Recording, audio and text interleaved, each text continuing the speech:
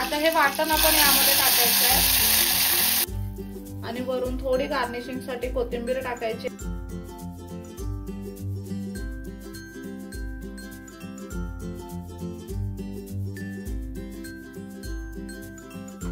Hello friends, स्वागत आहे तुमचं पुन्हा एकदा बाईट्स विथ प्रणू चॅनल मध्ये। सो आज ना बाईट्स विथ प्रणू मध्ये आपण अगदी सोपी अशी रेसिपी घेऊन आलेलो आहोत, जी की तुम्ही तुमच्या लहानपणी खूपदा खाल्लेली असेल, पण आता सध्या ही रेसिपी आपण खूप जास्त कमी बनवतो आणि ती रेसिपी म्हणजे टोमॅटोचा सार। अतिशय सोप्या पद्धतीने हा टोमॅटोचा सार आपण आज बनवणार आहोत। चला तर मग अजिबात उशीर न करता आपण लगेचच रेसिपीला सुरुवात करूयात।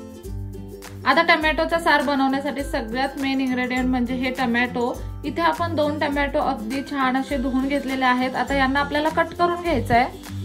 इथे आपण हे टोमॅटो कट करून घेतलेले आहेत, तुम्ही इथे पाहू शकता छोटे छोटे तुकडे करून घेतलेत आपण टोमॅटोचे। इथे यांना 3 लाल मिरच्या आपण छान अशा भिजत ठेवल्या होत्या पाण्यामध्ये। ही सुकी मिरची आहे, साधारणतः 3 मिरच्या अशा पद्धतीने तोडून आपण पाण्यामध्ये भिजत ठेवल्या होत्या साधारणतः अर्ध्या तासासाठी। इथे आपण एक मिक्सरचं भांड घेतलेलं आहे, त्यामध्ये ना हे टोमॅटोचे तुकडे टाकून घेऊयात। ह्या ज्या मिरच्या आपण पाण्यात भिजत ठेवल्या होत्या त्या टाकायच्यात। इथे ना छोटे छोटे 2-3 खोबऱ्याचे तुकडे आहेत ते टाकायचे आहेत। 3-4 लसणीच्या पाकळ्या आहेत त्या टाकूयात। अगदी किंचितसा कांदा टाकायचा आहे, पाव चमचे इतके धने टाकायचे आहेत आणि पाव चमचा जिरं टाकायचंय। आता हे सगळं ना आपल्याला मिक्सर मधून वाटून घ्यायचंय। इथे तुम्ही पाहू शकता आपण हे सगळं मिक्सर मधून अगदी छान असं वाटून घेतलेलं आहे। इथे आता आपण लाल मिरच्या वापरलेल्या ना, त्याच्यामुळे आपल्याला कोणताही फूड कलर ऍड करायची गरज नाहीये। अगदी मस्त लाल कलर ह्याला नॅचरली आलेला आहे। इथे ना आता आपण एक पातेलं घेतलंय, या पातेल्यामध्ये आपण साधारणतः 2 चमचे इतकं तेल टाकूयात। आता आपल्याला सगळ्यात पहिल्यांदा इथे फोडणी द्यायची आहे, त्यासाठी आपण यामध्ये हिंग टाकूयात। अगदी चिमूटभर इतके हिंग टाकलंय मी। जिरं टाकायचंय, मोहरी टाकायची आहे, थोडासा कढीपत्ता टाकूया आणि थोडी कोथिंबीर टाकायची आहे।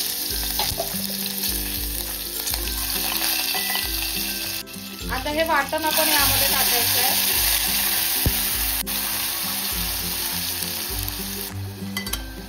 साधारणतः मिनिटभरासाठी ना हे वाटण आपण परतून घेऊया।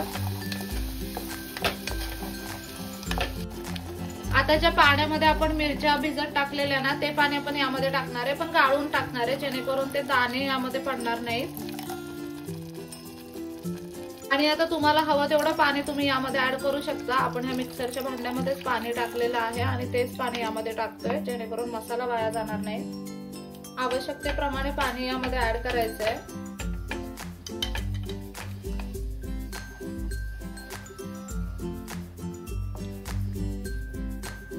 आता ना यामध्ये आपल्याला चवीप्रमाणे मीठ टाकायचंय।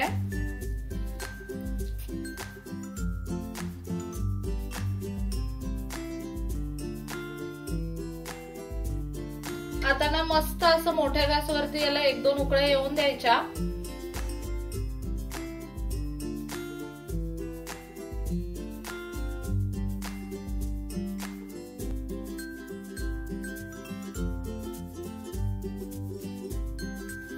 याच्यामध्ये ना असं चमचा फिरवत राहायचं, जेणेकरून हा टोमॅटोचा सार असा ओतू जाणार नाही।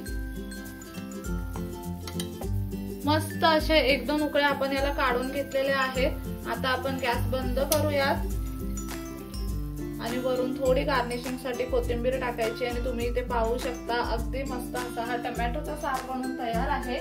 आपण आता लगेचच ह्याला सर्विंग बाउल मध्ये काढून घेऊयात।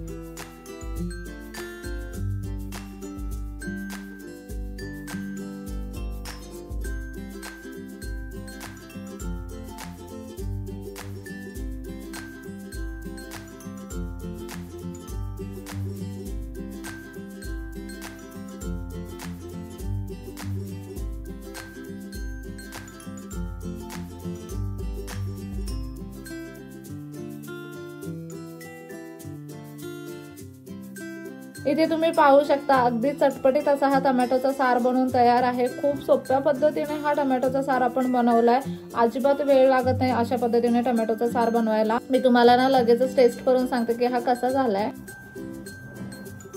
भरपूर गरम आहे।